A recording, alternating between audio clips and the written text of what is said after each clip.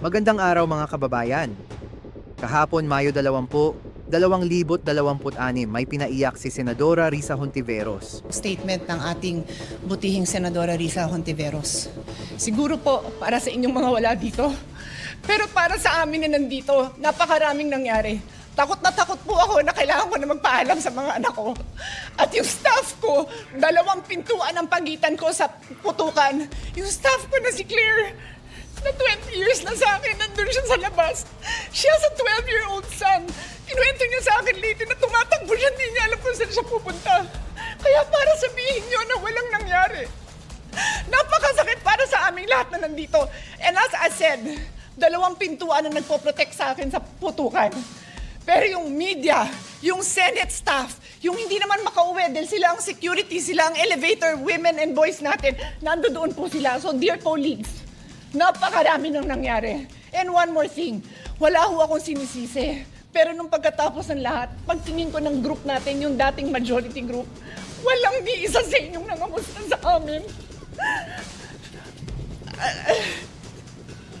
Some of you I've known for 20 years, 10 years, and I didn't even hear any of you say, kamusta na kayo dyan?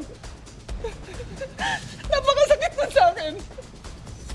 Sobrang sakit. So yun lang ang masasabi ko. Yes, I am very ready to share my story, to ask questions. Pero kung wala ho kayo dito, huwag niyong questionin yung mga nangyari sa mga nandito. Dahil nandito kami, kasama ng staff namin, Senate staff. You have your own story, I respect that. But please respect my own story. Thank you, Mr. President. Umiiyak si Senadora Pia Cayetano habang kinokompronta si Senadora Risa Hontiveros. Trauma ba talaga ito o isa na namang political drama? Tara, pag-usapan natin ng buo. Noong Mayo 13, nagkabarilan sa loob mismo ng Senado. Ito ay nangyari habang hinahabol ng NBI Lahal si Senador Bato de la Rosa dahil sa ICC warrant. May gunshots, takbuhan at chaos. Maraming senador at staff ang natakot, kabilang na si Pia Cayetano na malapit lang sa nangyari. Sa plenary session kahapon, nagpe-privilege speech si Risa Hontiveros. Sabi niya parang walang nangyari ang trato ng Senado pagkatapos ng insidente. Simula nung Lunes, ang ipinapakita natin ay para bang walang nangyari. Na para bang hindi nabastos ang ating institusyon, ang ating mga empleyado at ang mga Pilipino. Gusto daw niyang imbestigahan ng maayos para maibalik ang dignidad ng Senado. Para sa kanya, masyadong mabilis na bumalik sa normal ang lahat. Biglang nag-react si Pia Cayetano. Umiyak siya sa podium at sinabi, Parang walang nangyari. Yan po ang statement ng ating butihing Senadora Risa Hontiveros. Siguro po para sa inyong mga wala dito, pero para sa amin na nandito, napakaraming nangyari. Takot na takot po ako na kailangan ko na magpaalam sa mga anak ko. At yung staff ko, 2 pintuan ang pagitan ko sa putukan. Yung staff ko na si Claire, na 20 years na sa akin, nandun siya sa labas.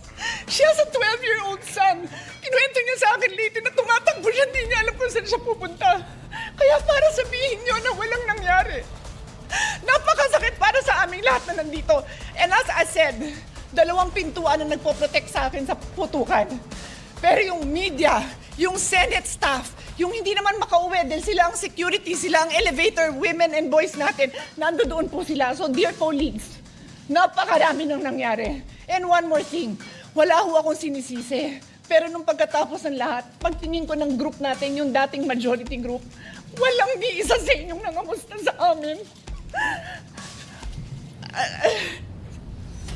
Some of you I've known for 20 years, 10 years, and I didn't even hear any of you say, kamusta na kayo dyan?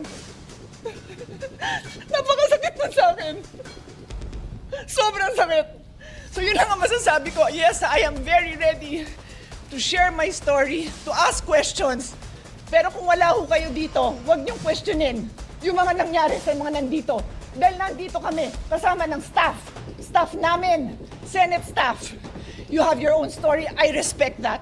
But please respect my own story. Thank you, Mr. President.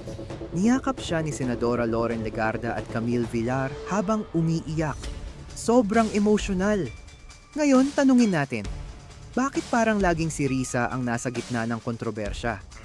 Marami ang nagsasabi na si Risa ay weak sa mata ng maraming Pilipino dahil laging nasa oposisyon, laging nagrereklamo pero kulang sa solusyon.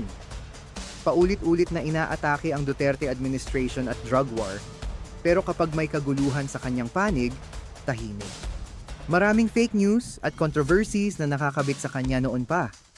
PhilHealth issues, witness tampering accusations, at iba pa.